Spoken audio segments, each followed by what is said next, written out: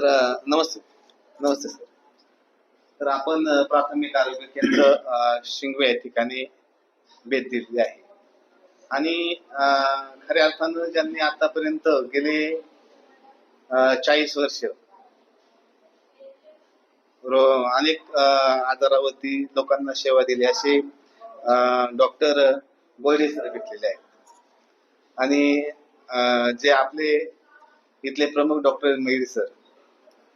तर आपण आज जे महिलांसाठी आरोग्य शिबिर ठेवलेलं आहे आणि मुलींसाठी पण आरोग्य शिबिर ठेवलेलं आहे. तर मुलींनी किंवा महिलांनी आरोग्याची काळजी कशी घेतली पाहिजे? मुली आणि महिलांनी म्हणजे पहिली गोष्ट म्हणजे जे पाळीच्या समस्या असतात त्याला फारसं काही सिरियसली न घेता त्याच्याकडे वैयक्तिक स्वच्छता म्हणून पाहायला पाहिजे आणि खाण्यापिण्याच्या पण बाबतीत संतुलित आणि चौरस आहार घ्यायला हवा. म्हणजे बाकीच्या प्रॉब्लेम गुंतागुंती वाढत नाही किंवा ॲनिमिया होत नाही, रक्त कमी होत नाही, कॅल्शियम कमी होत नाही. तर अशा पद्धतीने सगळ्या गोष्टी त्यांनी व्यवस्थित केल्या तर बाकी प्रॉब्लेम पुढे वाढणार नाही. किशोरवयीन मुलींनी आहारामध्ये कोणकोणत्या गोष्टी घेतल्या? आहारामध्ये चौरस आणि संतुलित असावा शक्यतो. कारण मुली आजकाल काय करतात, डाएटच्या फॅटच्या नावाखाली एवढंसं खातात, 2 घास खातात, थोडा भात खातात, पालेभाज्या असाव्यात, दूध असावं, अंडी असावी, भाजी भाकरी असावी, कडधान्य असावे, म्हणजे चौरस असावा. म्हणजे रक्त कमी होणार नाही, कॅल्शियम पण कमी होणार नाही, त्याच्यामुळे पाळीच्या समस्या कमी येणार.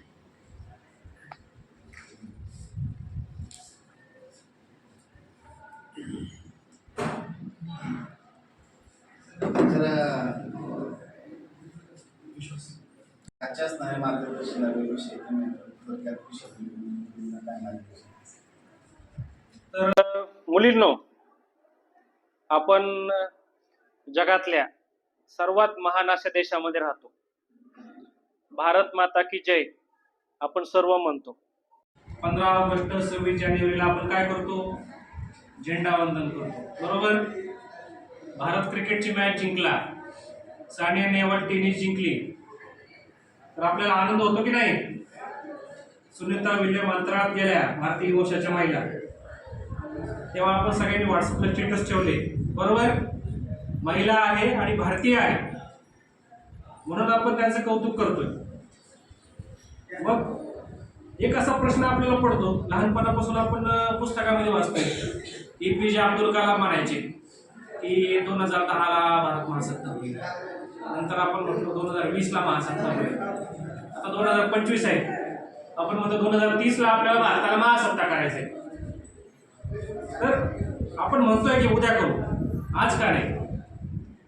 याची कारण मीमांसा कोणी केली आहे का? आपल्या शिक्षकांनी सांगितलंय का? अडथळा काय आहे? भारत अजून महासत्ता का झाला नाही? काय कारण आहे? भारताकडे पैसे नाहीत, भारताकडे रस्ते नाहीत, का भारताकडे मनुष्यबळ नाही? नेमकं काय कारण असू शकते? तर जे मोठे मोठे मनुष्यबळ क्षेत्रातील तज्ञ आहेत ते काय म्हटले की भारतामध्ये मनुष्यबळ सगळ्यात जास्त आहे, लोकसंख्येने सगळ्यात मोठा देश भारत आहे, परंतु भारतातील मनुष्यबळ जे आहे त्याच्यामध्ये कुठेतरी गुणवत्तेची कमी पडते. मग गुणवत्ता बौद्धिक का नव्हे, बौद्धिक गुणवत्तेमध्ये आपला देश हा अमेरिकेला देखील काकांवर सरस आहे. मग आपण कमी कुठं पडतोय? तर माझं वैयक्तिक मत असं आहे की आपला देश हा आरोग्याच्या बाबतीमध्ये थोडासा कमी पडतोय. मग आता आरोग्याच्या बाबतीत कमी पडतोय, मग काय करायचं? मग जबाबदारी कोणाची? प्राथमिक आरोग्य केंद्राची, ग्रामीण रुग्णालय, का सरकारी आरोग्य खात्याची?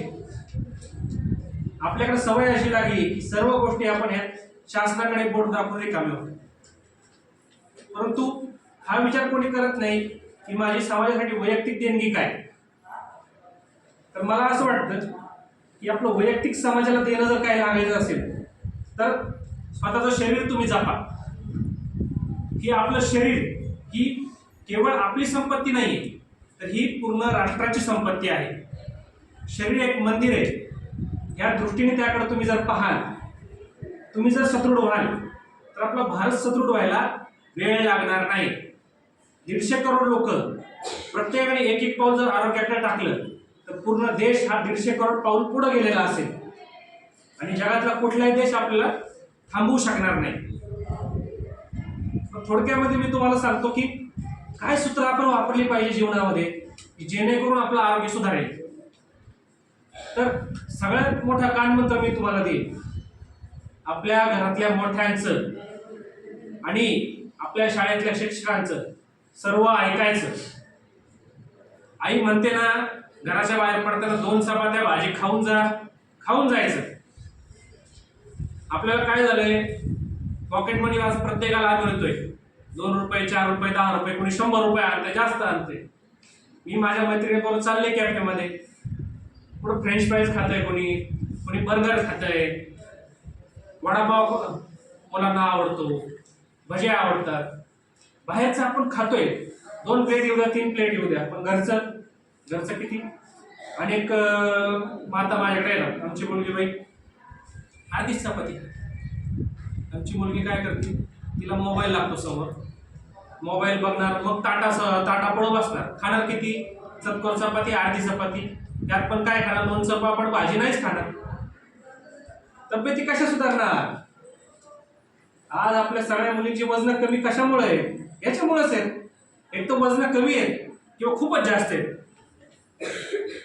त्यातून नवीन एक संकल्पना यायला लागली. काय झालं, हे बॉलिवूड चित्रपट, वेब सिरीज याच्यामध्ये बघून बॉडी डिस्मॉर्फिया ही नावाचा एक प्रकार उदयास जगभरामध्ये यायला लागला आणि भारतामध्ये जास्त.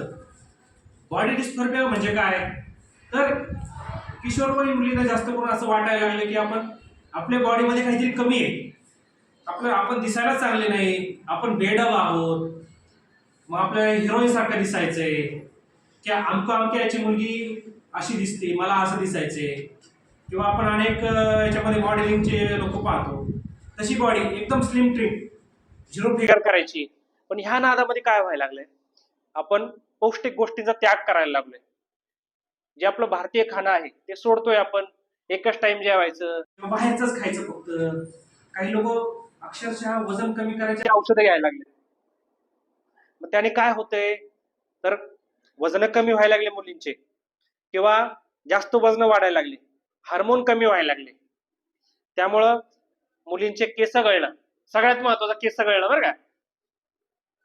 कमी वयामध्ये जर्जर म्हातारा वयासारखं दिसू लागणं,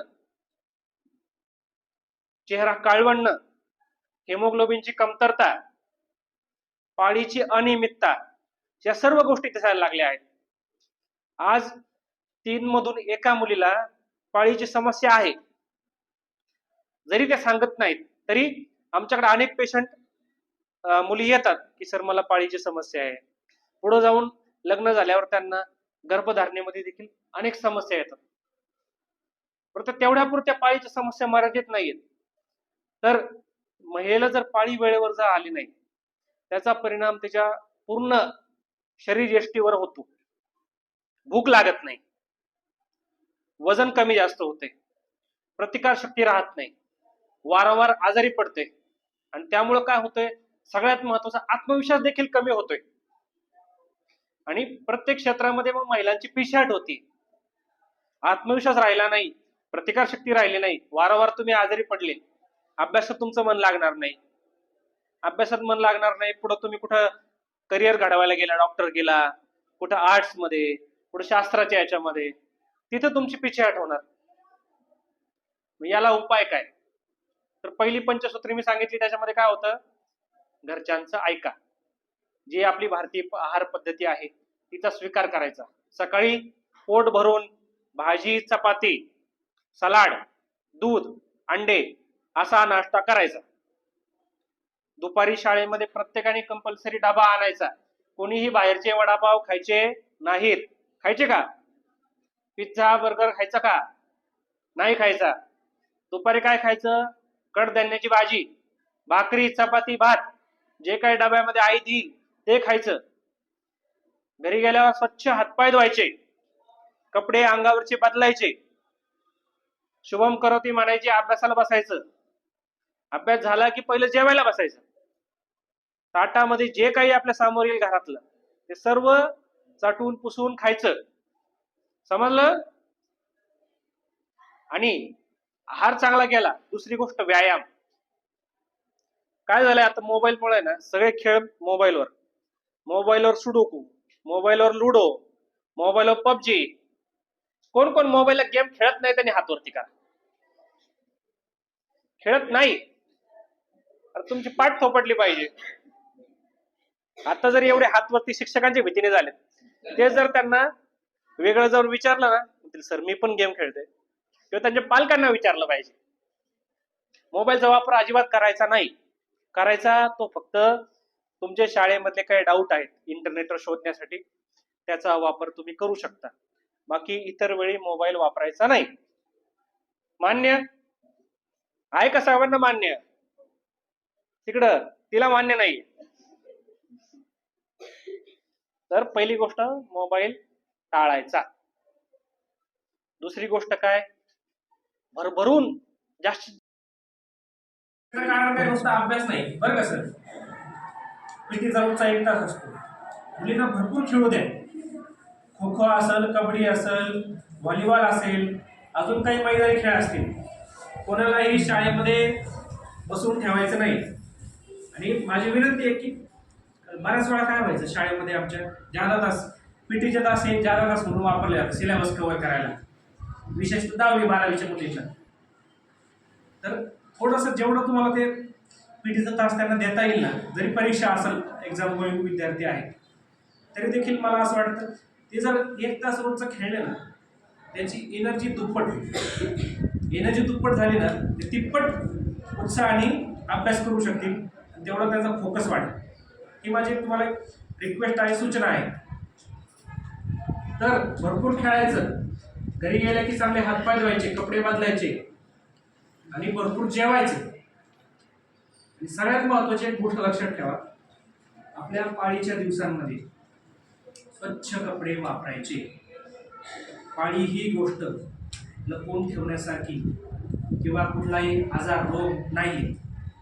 प्रत्येक स्त्रीला निसर्गाने दिलेलं हे वरदान आहे, ज्यातूनच पुढे जाऊन सर्व आपल्या देशाची पुढची पिढी घडणार आहे.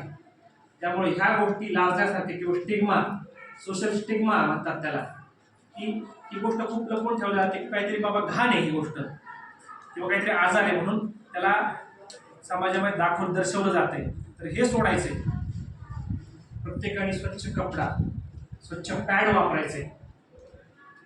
आणि काही जरी तुम्हाला पाळीची समस्या असेल किंवा इतर कुठलीही समस्या असेल, कोणी वर्गामध्ये त्रास देते, कोणी छेडतंय किंवा अजून तुमच्या शरीराचं काय तुम्हाला वाटत असेल की बाबा पाळीची समस्या आहे, प्रतिकारशक्ती कमी आहे, तुम्ही बिनधास्त तुमच्या शिक्षकांना, महिला शिक्षकांना तुम्ही त्याच वेळेस गाठवू शकता.